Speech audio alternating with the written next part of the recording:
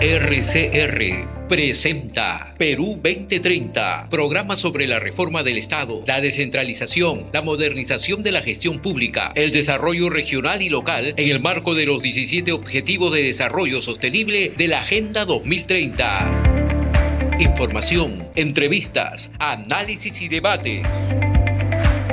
Llevamos 7 años debatiendo los problemas del país y sus posibles soluciones. Perú 2030, con la dirección y conducción de Franz Portugal.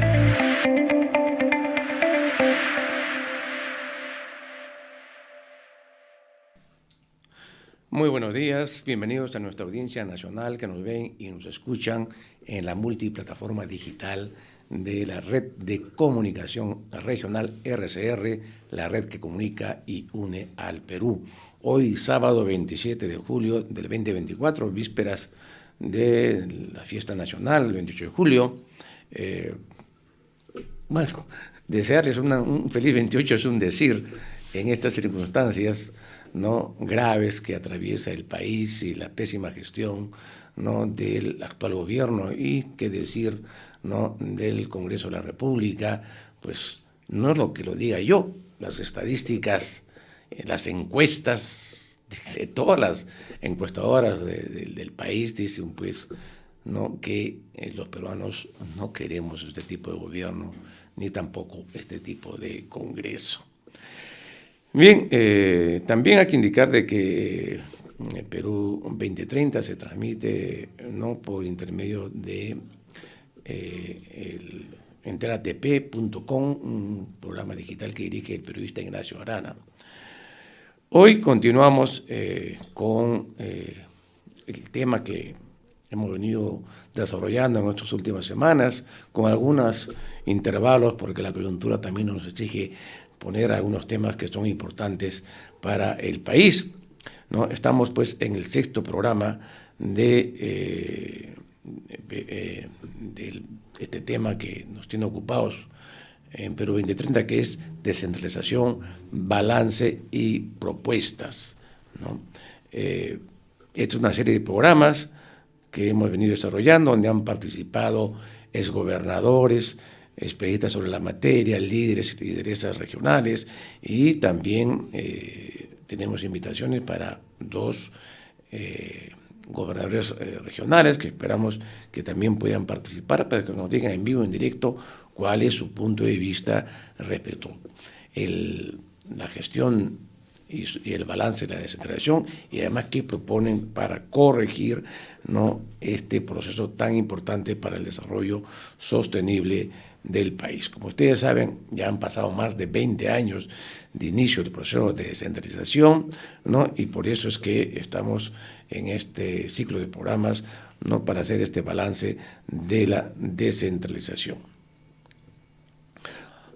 Y para conversar y continuar ya en esta 7ª sesión que tenemos sobre este tema, tenemos como invitado a Neftalí Carpio, abogado y comunicador social, magíster en gestión pública y especializado en gestión municipal y regional, para tener una voz que también desde el tema que él maneja podamos saber cuál es su opinión respecto a cómo marcha el proceso de descentralización. Además, Neftalí ha publicado 2 libros, Ciudades Emergentes y Corrupción Municipal, y recientemente Lima hacia el régimen de capitalidad de la República. Gracias, Neftalí, por estar en Perú 2030. Bienvenidos, ¿no?, nuevamente, porque ya hemos conversado en anterior oportunidad contigo.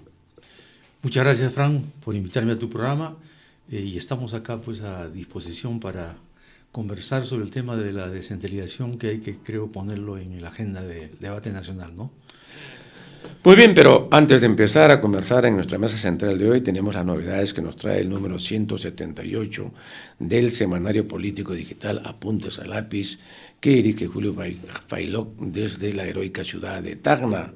El título de la portada de este número, nos sale todos los martes, Apuntes a Lápiz, es La Gran Farsa, el plan de la señora K, con foto de Keiko Fujimori y su papi. Además, trae interesantes artículos de análisis político. Va a sacar un número especial Julio Fayloc en siguiente semana, obviamente dedicado a el mensaje presidencial y los últimos acontecimientos políticos del país. Obviamente que esta semana está asignada por un conjunto de hechos, ¿no?, que se producen cada fin de mes de julio, como es la elección de la mesa directiva del Congreso y el mensaje a la nación de la presidenta Boluarte, que va a ser el día de mañana, dicen a las 11, ¿no? Al respecto, lo primero es, digamos, más de lo mismo.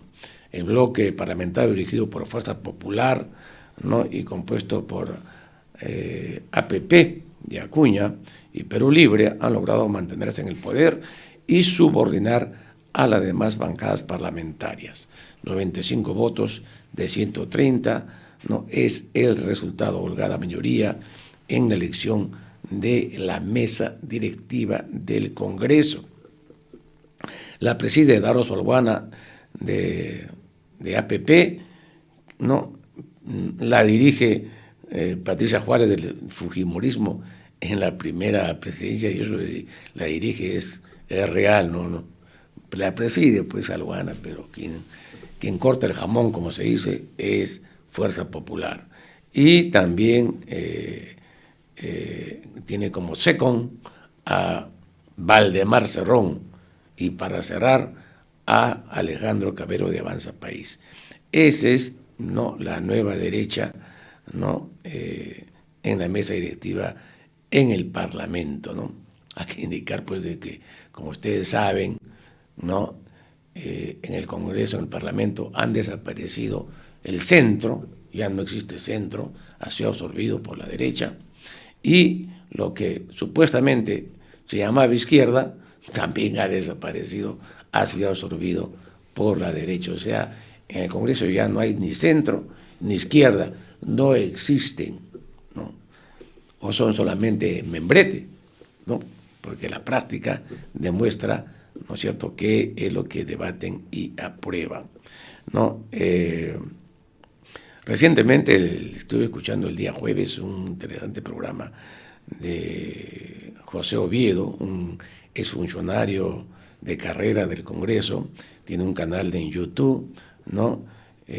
Y daba cuenta de lo que algunos sostienen, cómo es que llegan a tales acuerdos, ¿no?, los congresistas en la mesa directiva, y uno es la repartija de un mercado laboral que José Oviedo, con data que él conoce muy bien, ¿no?, señalaba pues que había aumentado de manera exagerada, ¿no?, la cantidad de trabajadores de las diferentes áreas del Congreso que, como ustedes saben, es repartido, ¿no?, a los miembros de la mesa directiva. Cada uno tiene una porción de la torta y reparten los puestos laborales, ¿no?, en las diferentes oficinas. Y José Oviedo daba las cifras, ¿eh?, que es lo más importante para ver cómo está esta situación lamentable, alarmante. Voy a invitarlo a José Oviedo en otros programas para conversar con él. Además lo conozco desde muchos años y sé de la capacidad profesional y experiencia que tiene don José Oviedo. Ahora, respecto al mensaje de la nación, se dice que tendremos más de lo mismo y ningún anuncio importante. Estaba escuchando en la mañana en una radio nacional al señor presidente de la Cámara de Comercio de Lima, ¿no?, que decía: esperamos que la presidenta nos sorprenda con un grato anuncio, ¿no? Y mencionaba el tema de seguridad, que podría ser.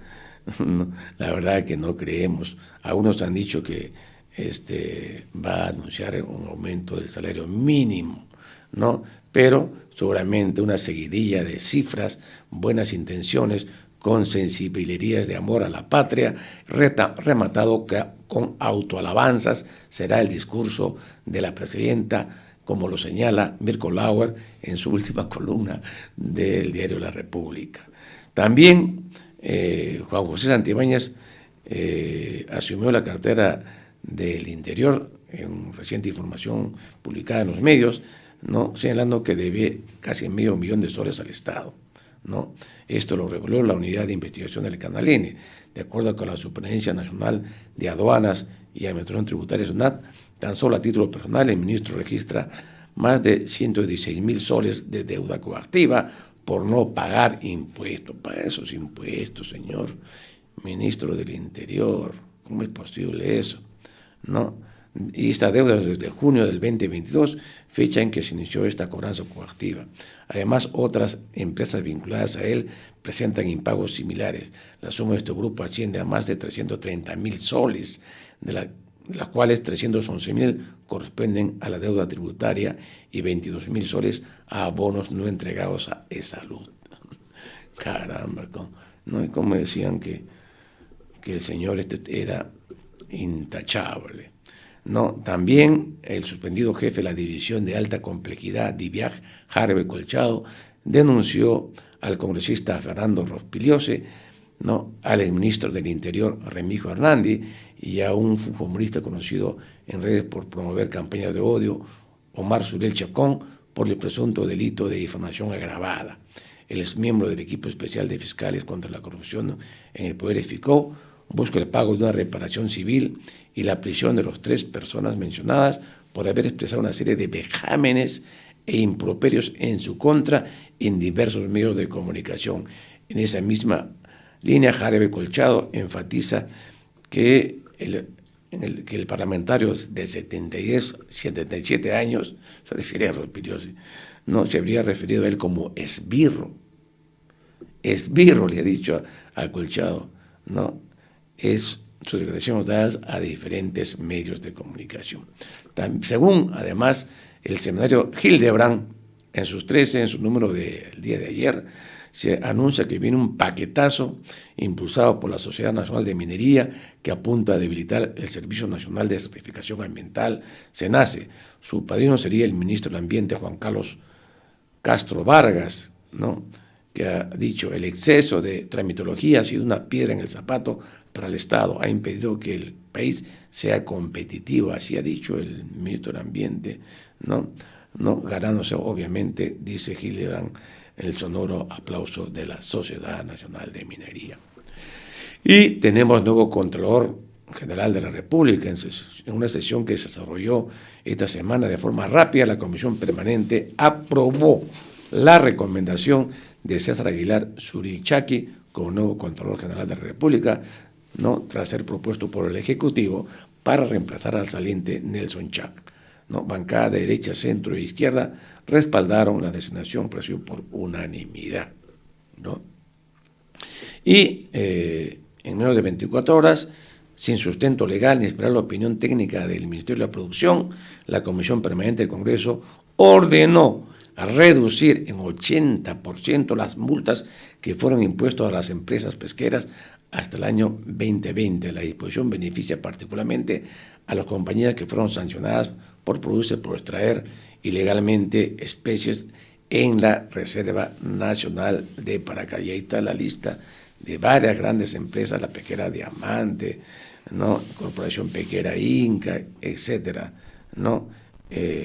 Bueno, bien extraña esta, ¿no? El congresista Jorge Morante, es Fuerza Popular y Ahora Somos Perú, fue el que planteó esta exoneración del 80%.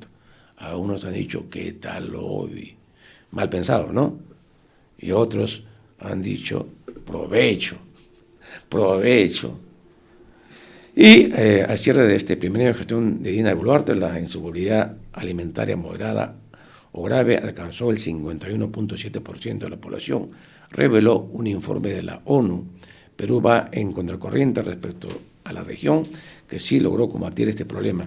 El efecto tangible de la caída de 0,6% de la economía peruana en el 2023 fue que el 29% de la población se encontraba en situación de pobreza monetaria, cerca de 10 millones de personas, más el que fue el primer año del gobierno de Dina Boluarte. También representó un incremento de la falta de acceso a la alimentación para poco más de la mitad de los peruanos, ¿no? En las cifras de la FAO, el 51.7% de la población padeció inseguridad alimentaria moderada y grave. Pues, estos son los problemas que tenemos hoy en el país, ¿no? Y obviamente el gobierno es el gran responsable.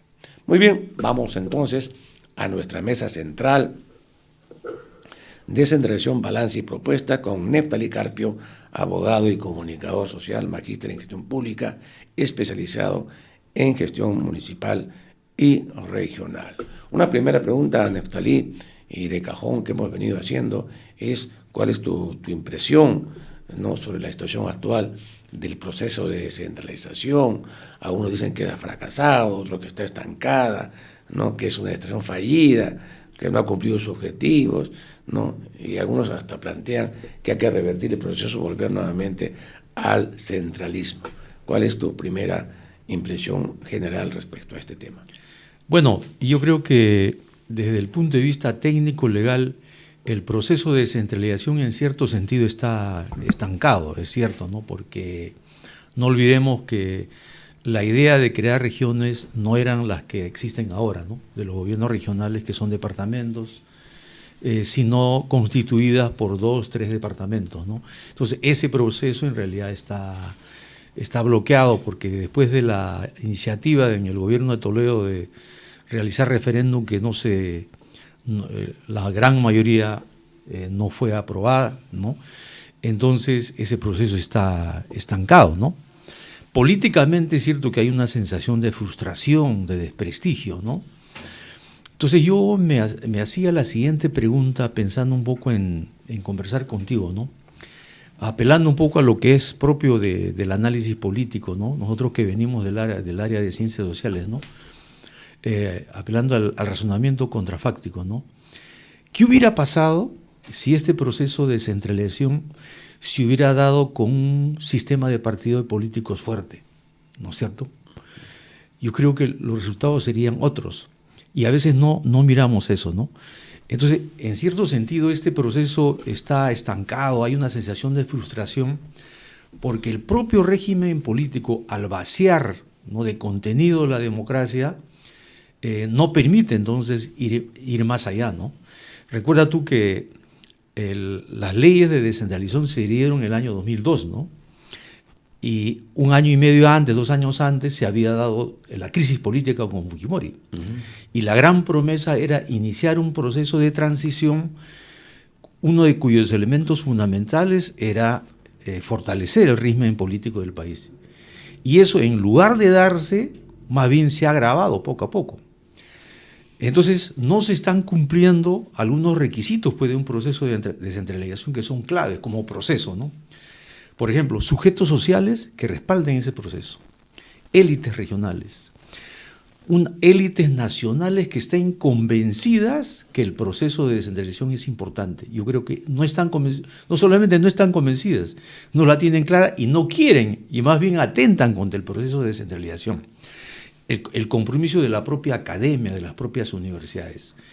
Eso como proceso no se ha dado. Entonces es una situación hueca que ha terminado entonces llenada en el caso de las regiones, en gran parte por mafias, por organizaciones incluso criminales, ¿no?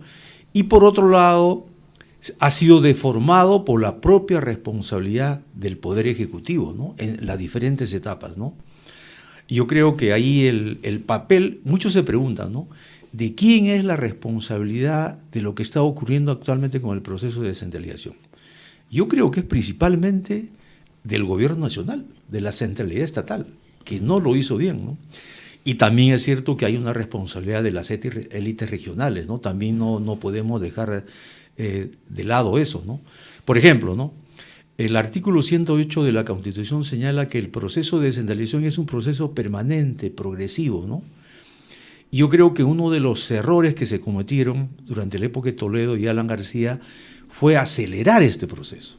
Sobre todo Alan García, por algo le decían el loco Alan García, ¿no?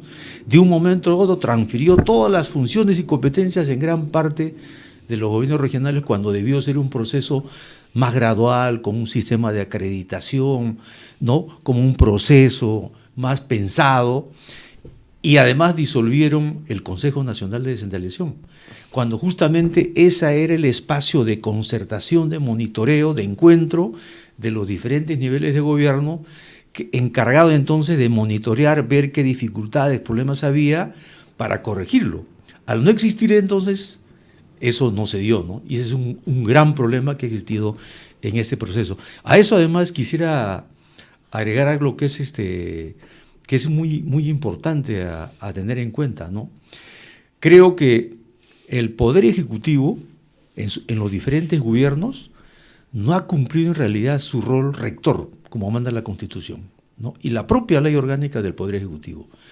Las propias leyes orgánicas de funciones de los ministerios se han dado con mucha tardanza, no se han aclarado las funciones y competencias, hay una desigualdad en caso de los gerentes del Estado y los gerentes de los gobiernos regionales. Entonces, hay un tema multicausal, digamos, de cómo estamos en este proceso que evidentemente debe ser producto de un relanzamiento hacia el futuro, ¿no? Bueno, has tocado temas bien interesantes, por ejemplo, el tema político, de la debilidad de los partidos políticos, ¿no? Y el tema de la voluntad política, ¿no? O sea, en los últimos gobiernos no les ha interesado para nada la descentralización. Además, no la entienden, ¿no? O sea, sin una voluntad política es imposible que un proceso como la descentralización se pueda llevar adelante, ejecutar, ¿no? Entonces, el actual gobierno no le interesa en absoluto la descentralización, ni toca esos temas siquiera, ¿no? Sigue la inercia de algunas reuniones que hacen con los gobernadores regionales, más con un formulismo que como una voluntad descentralista, ¿no? Y es así, ¿no?, que inclusive las normas de la descentralización no se cumplen, ¿no? Están ahí, letra muerta, ¿no? Ahora bien, pero tú no crees de que quienes deberían defender sus fueros, ¿no?, para exigir que se cumpla la ley en materia de descentralización, no son los gobernantes regionales, ¿no?, y los gobernantes municipales, ¿no? O sea, el gobierno no cumple la norma, pasa por encima de la ley y por encima de los gobernadores regionales y alcaldes, y ellos calladitos, no dicen nada. Es cierto, ¿no? No hay una voluntad política, un convencimiento, ¿no?, de parte en las sociedades regionales, de parte de los gobernadores regionales actuales y los anteriores, para crear una corriente de opinión nacional y poner en agenda con potencia, con energía, ¿no?, con capacidad técnica, las correcciones necesarias que debe darse en este proceso. Eso no ocurre, ¿no? Yo creo que ahí lo que pasa es que se produjo un disloque, ¿no? Tú recuerdas que cuando se dieron los cambios y las leyes, en el Congreso habían líderes que eran parlamentarios y que provenían de experiencias regionales y municipales. Ajá. Tenías tú a Ernesto Herrera de Hilo, tenías tú no necesariamente en el Congreso, tenías a Guillén, tenías a Eduardo Carhuaricra, tenías a Murguía en el norte, tenías a Guerrero en Cajamarca, ¿no? Tú mismo estabas en el Congreso, ¿no?, como un funcionario. El mismo Pedro Planas, con los matices que podríamos tener con él antes, ¿no? Entonces, habían liderazgos intelectuales que pusieron en agenda este tema. Ahora más bien, ¿sabes qué? Yo más bien pienso que algo así como que estos líderes y estos gobernadores quieren desentenderse de los problemas. Te pongo un ejemplo concreto, ¿no? El proyecto Majes II, el proyecto Chinecas y el proyecto Chavimochi, ¿no?, que están volviendo a el Poder Ejecutivo. En estos días anteriores, el Consejo Regional de Arequipa ha acordado devolver el proyecto Majes II al Poder Ejecutivo. O sea, renuncian a sus fueros. ¿Por qué? Porque en la práctica, como se dice, no quieren comprarse esa papa caliente, ¿no? Pero también hay un tema de incapacidad, ¿no?, de no afrontar, quizás no tener claridad sobre cómo resolverlo, ¿no? Entonces, por ejemplo, esos son indicativos de que hay más bien un proceso de recentralización, ¿no? Y tú has un tema bien interesante, que es que en el Parlamento, ¿no es cierto?, ahora no hay quien esté liderando la descentralización. O sea, no hay personalidades, congresistas, parlamentarios que estén peleando, empujando la descentralización. Nada. Y un dato más reciente. Anualmente la descentralización es evaluada, así lo establece la Ley Orgánica de Gobiernos Regionales, por el Poder Ejecutivo. Dice la ley de que anualmente el Poder Ejecutivo debe presentar ante la Comisión de Descentralización su evaluación de la marcha, su evaluación anual de la marcha del proceso de descentralización en consulta con los gobernadores regionales. Bueno, el último informe que ha presentado el Poder Ejecutivo es del año 22. 23, nada. 24 ya estamos a mitad de año, nada. Y la Comisión de Descentralización, que está en manos del fujimorismo, no dice nada. Otra cosa, en la Comisión de Descentralización, anualmente también presentaba su informe, ¿no? Y era publicado en un libro, ¿no? O sea, también evaluaba la comisión por su parte el proceso, tomaba en cuenta lo que decía el Ejecutivo o lo cuestionaba y se presentaba el informe, ¿no? O sea, una publicación que era distribuida, ¿no? Ampliamente a los gobernadores regionales, y había una conferencia de prensa y exposición del presidente de la comisión, ¿no? Pública sobre su informe del proceso de descentralización. Bueno, tampoco hay. Exacto. No hay. Así está el proceso de descentralización, Neftalí y amigos que nos están escuchando. Es cierto, ¿no? Y yo creo que esta es una costumbre incluso para otro tipo de políticas, ¿no? A propósito de lo que usted señala, ¿no? Por ejemplo, debería haber actualmente un plan nacional contra el lavado de activos. Y hace como 2 años que no existe. Y nadie dice nada, ¿no? El Plan Nacional Anticorrupción igual, ¿no? Y en este caso de descentralización también, ¿no? Y eso tiene que ver incluso con el imaginario popular, ¿no? Cuando las encuestas preguntan cuáles son los problemas principales que ahora, por ejemplo, debería abordar la Presidenta de la República, el tema de la descentralización simplemente no aparece, ¿no? Ha pasado a ser un tema marginal, ¿no? Sin embargo, la ciudadanía no se percata que se están perdiendo miles de millones de soles que van a los gobiernos regionales, que deberían ser utilizados de mejor manera, ¿no? Entonces, como yo te reitero, acá entonces hay un problema del proceso político, ¿no? El proceso político está vacío, ¿no? Y también hay un problema central que debemos tener en cuenta, ¿no? ¿Sabes qué? A mi modo de ver, ¿qué pasó cuando se inició el proceso de descentralización? Que había una contradicción entre 2 culturas de gestión de gobierno, ¿no? Quienes promovieron en el Congreso, y te señalaba un poco los líderes que lo promovieron, lo hicieron con una idea también de enfoque y de cultura política de gobernanza, ¿no es cierto? Pero todo parece indicar, y ahí están los resultados, que en el Poder Ejecutivo la cultura política no era de gobernanza integradora, de descentralización, sino era la tradicional vertical, ¿no? Lo que conocemos en la ciencia política weberiana, ¿no? Burocrática, vertical, ¿no? Por eso es que lo primero que a ellos les incomodó era la existencia del Consejo Nacional de Descentralización, ¿no? Porque ellos decían, ¿cómo nos vamos a sentar de igual a igual en ese espacio Poder Ejecutivo, gobiernos regionales y gobiernos subnacionales y gobiernos municipales? No, aquí el Poder Ejecutivo debe ser el que debe mandar.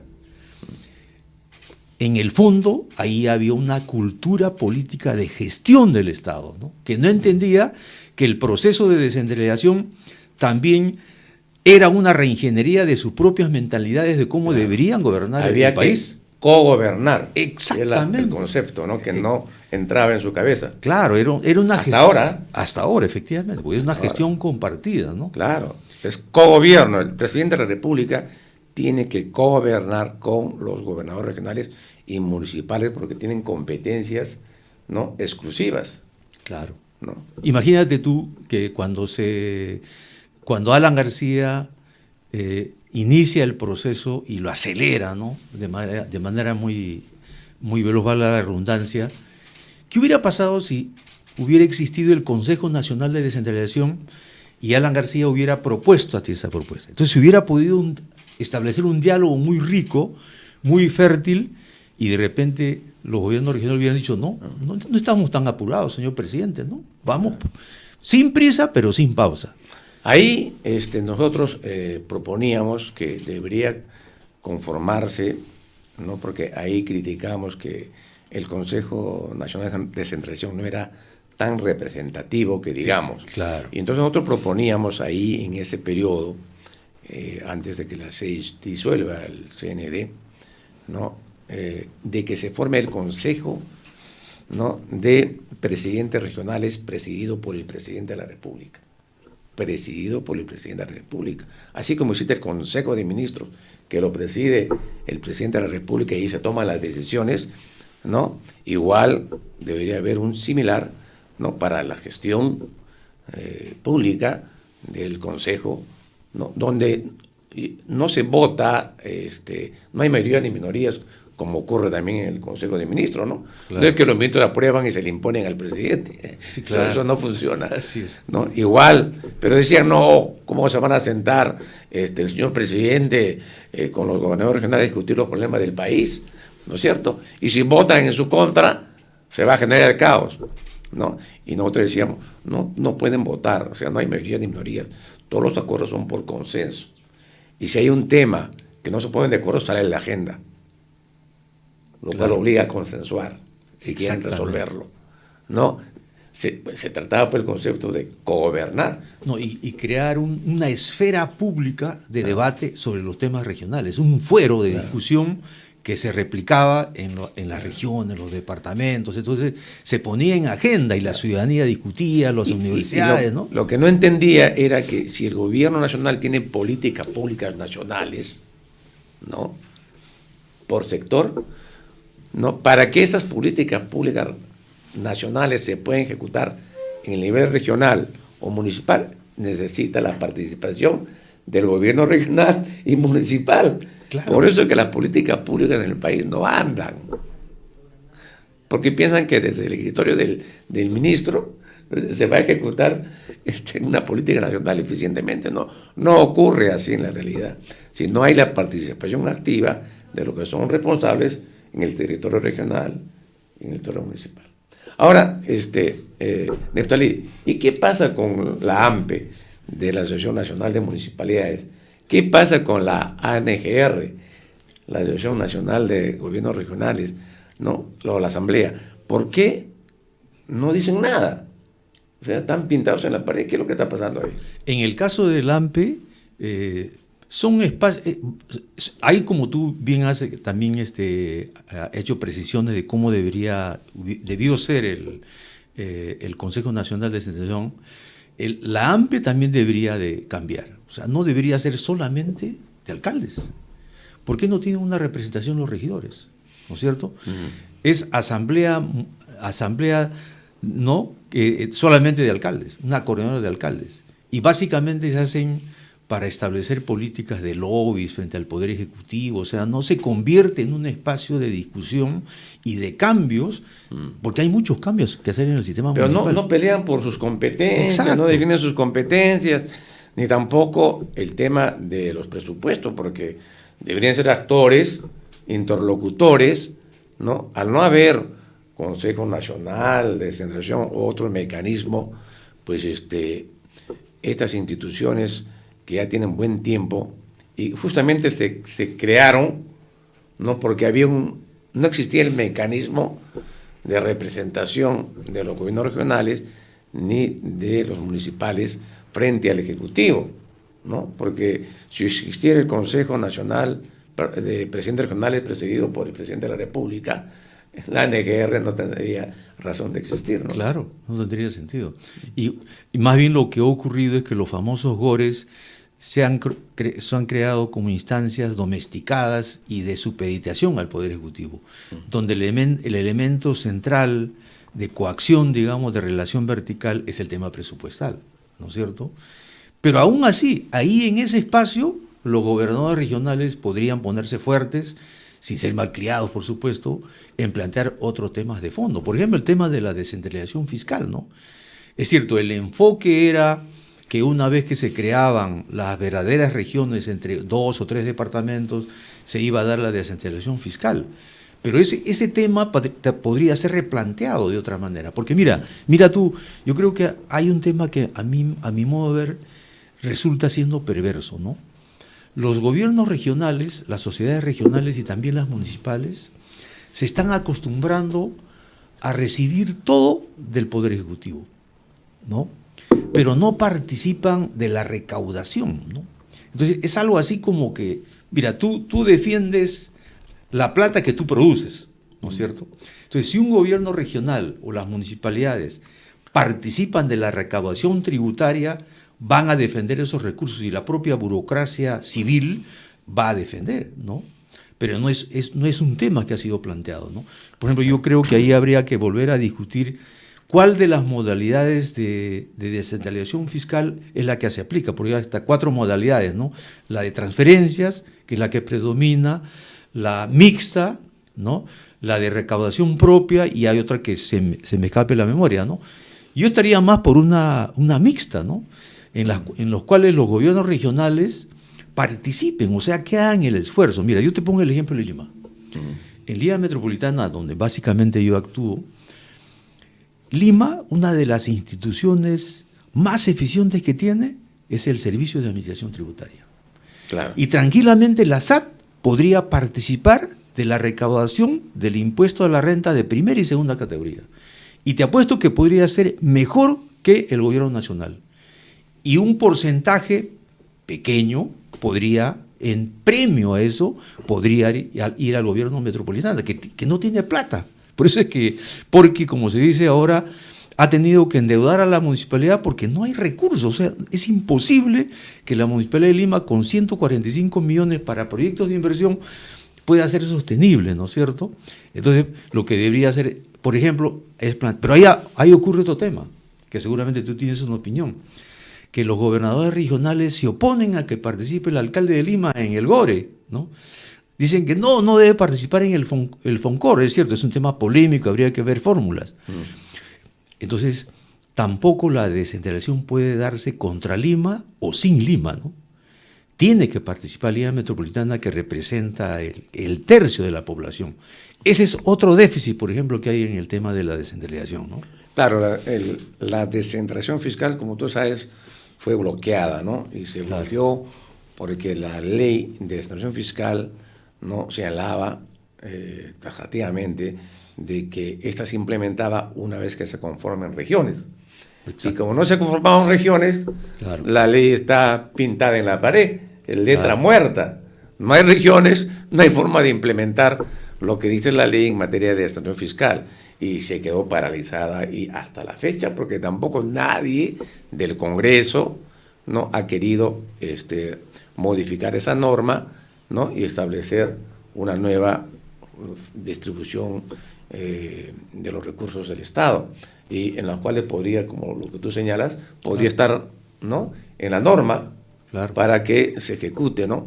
Y hay pues también, como lo señalamos en el programa pasado, ¿no?, una propuesta elaborada por los técnicos del Banco Mundial, que se han reunido con el EMEP para plantear un sistema de descentralización fiscal efectiva para resolver este problema que tenemos, tal como tú lo has señalado, ¿no? Ahora bien, un tema que y ya nos pasamos del corte de la media hora, vamos a seguir de frente y terminaremos antes. El tema de la regionalización. Cuando fracasó el proceso de formación de regiones, porque tú has muy bien señalado de que actualmente hay gobiernos regionales en departamentos, no hay regiones, ¿no? Aunque en la literatura de los medios y de muchos gobiernos regionales hablan de regiones, región Arequipa, no son regiones, son departamentos, claro, con gobiernos regionales, ¿no? Una vez que fracasó ese proceso, en el Congreso, la Comisión de Descentralización vio que eso no marchaba, no era posible que se tomara esas decisiones vía referéndum, y planteó de fortalecer las juntas de coordinación regional y que debería elaborarse un plan nacional de regionalización, ¿no? Para que este plan nacional, ¿no? Pueda generar los pasos, ¿no? La estrategia para en un proceso ir constituyendo regiones. Pero lo que pasa es que ese plan nunca se hizo hasta la fecha, y estamos hablando de ¿qué? De 15 años, ¿no? Exacto. Nunca ese plan se elaboró, ¿no? Y está en la ley, no se cumple, como decimos, no se cumple la ley, ¿no? Para el caso de Lima, que tú has trabajado bastante, Neftalí, y es un claro ejemplo de una descentralización inconclusa, ¿no? Exactamente, ¿No? claro. ¿Qué está pasando acá en Lima? Yo creo que lo que está pasando es que cuando yo estuve haciendo la investigación para el libro que publiqué, Lima hacia un régimen de capitalidad de la República, me di el trabajo, seguramente que tú estuviste también participando en eso, que trabajabas en el Congreso, cuando se discute el problema de la descentralización y viendo el diario de debates, yo fui interesado en ver cómo fue el debate sobre el régimen especial de Lima, Claro. ¿ya? Para ver qué elementos había. Claro, hay que recordar a nuestros Claro. amigos que nos están viendo y escuchando que según la Constitución Lima tiene un régimen especial. Exactamente. Y entonces hay que ver en qué consiste, ¿no? Claro. Y me di con la sorpresa que lo pasaron así rapidito, o sea, hubieron 4 o 5 intervenciones y no profundizaron sobre el tema. Entonces, ¿qué cosa ocurre, no? La Ley Orgánica de Municipalidades establece que la Municipalidad Metropolitana debe elaborar su estatuto que permita adecuarse para que le lleguen las 185 funciones y competencias que le competen de acuerdo a la ley, porque las leyes dicen que todo aquello que pasa a los gobiernos regionales debería también pasar a la Municipalidad Metropolitana de Lima. Pero ¿qué pasa? Nunca han querido discutir en la Municipalidad Metropolitana de Lima el tema del estatuto. Entonces hay un ciudadano que presentó un recurso ante un juzgado constitucional para obligar a que la Municipalidad Metropolitana de Lima discute el estatuto. O sea, no tiene actualmente. No tiene estatuto, o sea, se está incumpliendo la ley. Como tú has dicho, hay muchas cosas que se incumplen, este es un tema. Ya. O sea, el primer mandato del Consejo Metropolitano de Lima es elaborar su estatuto. ¿Ya? ¿Y ese estatuto qué debe contener? O sea, en la práctica es adecuar a la Municipalidad Metropolitana de Lima para cumplir sus competencias de región. Ajá. Para mí, por ejemplo, debería crear las gerencias regionales metropolitanas, ¿no? Porque sería válido, porque en el interior del país no hay gerencias regionales metropolitanas, hay gerencias regionales. En el caso de Lima sería un concepto, pero nunca lo han querido hacer. ¿Y sabes qué pasó? Es muy anecdótico y significativo esto, ¿no? El juez llega a la conclusión y le dice a la Municipalidad Metropolitana de Lima que se sirva interpretar en qué consiste el régimen especial de Lima Metropolitana porque no está claro. ¿Sí? Te voy a enviar esa sentencia. Eso pinta de cuerpo entero lo que no resolvió precisamente el Congreso de la República. ¿Cómo se come el régimen especial de Lima Metropolitana? Mira tú, Lima Metropolitana tiene 2 pliegos presupuestales.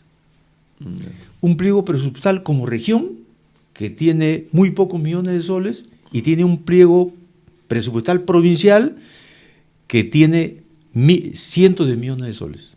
Entonces las competencias de región están completamente disminuidas y lo que se produce es una permanente superposición, desorden, ¿no? Entonces, como parte de esta discusión que se está promoviendo y en tu programa, por ejemplo, que muy certeramente lo abordas permanentemente, hay que volver a discutir el tema de en qué consiste el régimen especial de Lima, porque todas las capitales en el mundo tienen regímenes especiales, ¿no? Por ejemplo, la Ciudad de México tiene su constitución, Madrid tiene su ley de capitalidad, Bogotá tiene su alcaldía mayor. Hay diferentes modalidades, ¿no? Las sociedades capitalinas han han sabido, digamos, crear sus propias particularidades, ¿no? Y ahí también el propio alcalde de Lima falla, ¿no? Porque en vez de endeudarse por 20 años, lo primero que debió hacer el alcalde de Lima, decir a Lima, decir, ciudadanos de Lima, la Municipalidad Metropolitana de Lima no tiene recursos. Tenemos que generar un debate, una discusión de cómo resolvemos estos problemas, porque la inversión per cápita es ínfima. Lima tiene el presupuesto más bajo de las capitales de Latinoamérica. Ese debería ser un tema de fondo, pero evidentemente en el marco de la descentralización, ¿no? En el marco de descentralización. Y hay una discusión. Hay tres puntos de vista. Lima debería quedarse como está, con ese régimen de Municipalidad Metropolitana de Lima, que además es régimen provincial, ¿eh? Claro. Cuando Lima ya debería ser una región metropolitana, ¿no? Otra oposición es que plantea crear la alcaldía mayor, que fue la iniciativa de Jorge Muñoz, y el Congreso le respondió que era inconstitucional, porque Jorge Muñoz planteaba crear algo así como 5 municipalidades integradas intermedias. Entonces el Congreso le dijo, esa figura no está en la Constitución. Claro. Entonces no pasaba.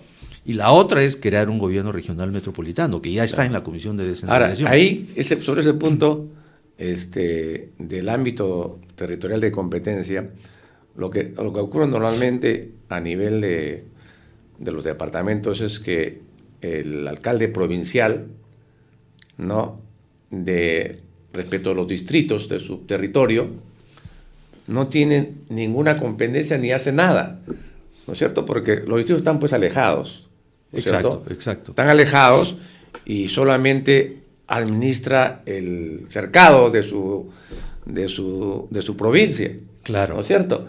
Pero acá en Lima eso es diferente, porque los territorios están, ¿no es cierto?, son una unidad. Exactamente. ¿No es cierto? Y por consecuencia, la gestión municipal no puede ser pues similar a que lo que ocurre en un departamento, ¿no?, en las provincias, ¿no? Claro, es cierto, ¿no? Mira, es significativo lo que está pasando con esta famosa oferta que ha planteado López Aliaga en su propia campaña electoral de la compra de motos, ¿no? Lo que está haciendo la Municipalidad Metropolitana de Lima es haciendo las funciones solamente de comprador de motos, porque solamente puede dirigir las motos del cercado de Lima, y las demás la tiene que entregar al Ministerio del Interior y a cada una de las municipalidades distritales, y algunas de ellas no han aceptado porque le han dicho al alcalde, está bien, señor alcalde, usted me quiere dar 50 motos, me quiere dar 100, pero yo tengo que poner la gasolina.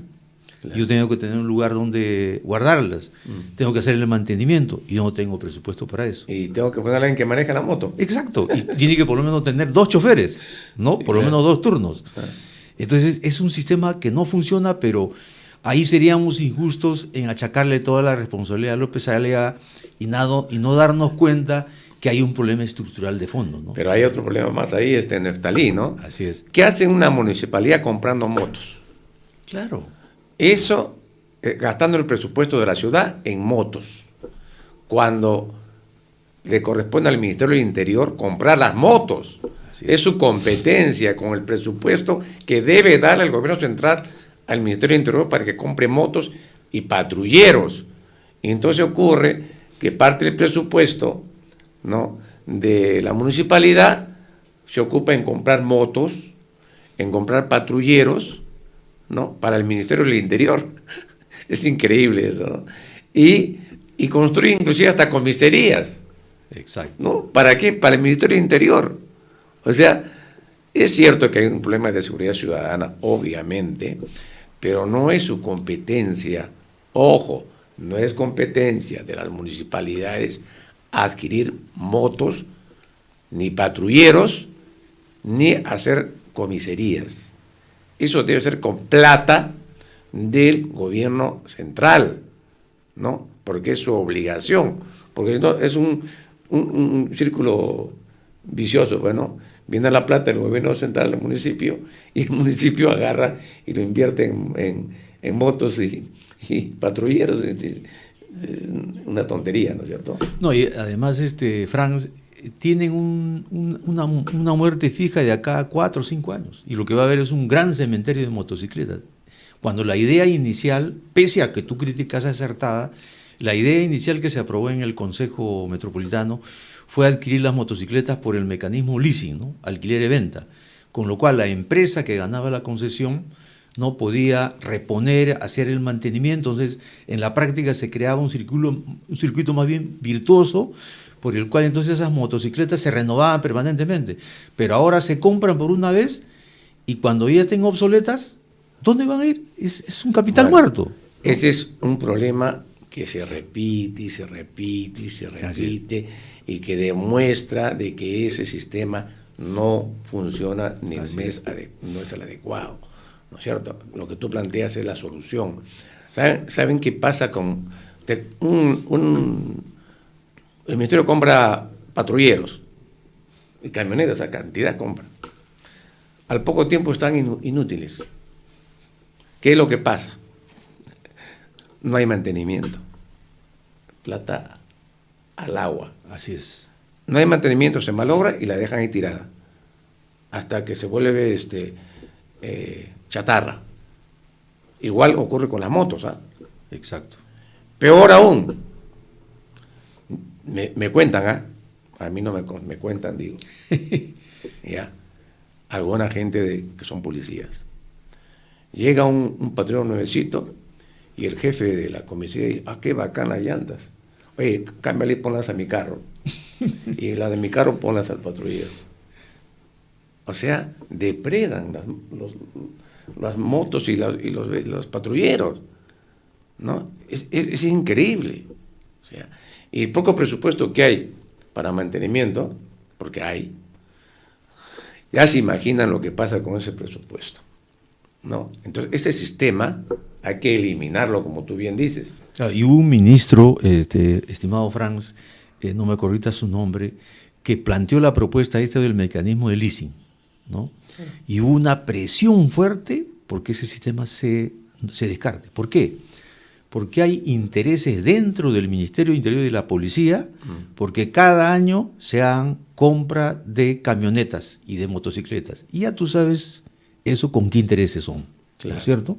No hay que ser adivino para percatarse de eso. Sí. Entonces, el otro sistema, que es el sistema más sostenible, no les conviene, pues, porque habría solamente una licitación por 10 años, por 20 años, y listo, el problema se resuelve y el Estado le paga a la concesionaria. Claro. ¿No? Y la más barato. Exacto. Y permitiría que motos y patrulleros estén en uso permanente, ¿no es cierto? Que es la idea, ¿no? Y eliminamos corrupción.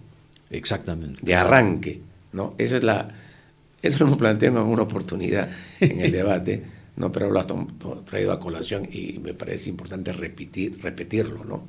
Es la única forma. Porque además, la empresa que hace el mantenimiento y que es propietaria de un patrullero o de una moto, si le cambian, ¿no es cierto?, los repuestos, cuando llega al mantenimiento, dice, oye, acá falta esto, y bueno, ¿quién se lo agarró? Y viene el gran problema, ¿no? Claro. No, policial y delincuencial. Entonces, es el mejor sistema que estás planteando y el que en un momento lo hemos discutido. Ahora bien, volviendo al tema de otro asunto que hemos planteado, es el fenómeno de los ministerios. Los ministerios, ¿no?, han creado una cantidad de oficinas. Oye, el tiempo ya nos ganó, se nos ha ido rapidísimo. Creo que ya planteé el tema de la recentralización que está pasando, ¿no?, y la creación, pues, de unidades en los departamentos de los ministerios, que es un tema que me hubiera gustado saber tu opinión, pero lamentablemente el tiempo nos ha ganado, se ha ido rapidísimo y además no hemos tenido corte de la media hora, ¿no? Amigos, creo que ya cerramos el programa por hoy día, pero ha sido muy interesante conversar con Neftalí Carpio en esta oportunidad. Hemos visto varios temas que no habíamos tocado en anteriores programas. Gracias. Sí, gracias, Fran. Más bien se quedan en el tintero otros temas. Por ejemplo, me hubiera gustado tratar cómo fortalecer las mancomunidades regionales y municipales, ¿no? Entre otros temas. Bueno, claro, será para otra oportunidad. Muchas gracias más bien por tu invitación. Muy bien, amigos. Bueno, desearles que pasen de la mejor manera unas felices fiestas patrias y con ustedes nos vemos el próximo sábado con Perú 2030 a las 10 de la mañana. Muy buenos días y buen fin de semana.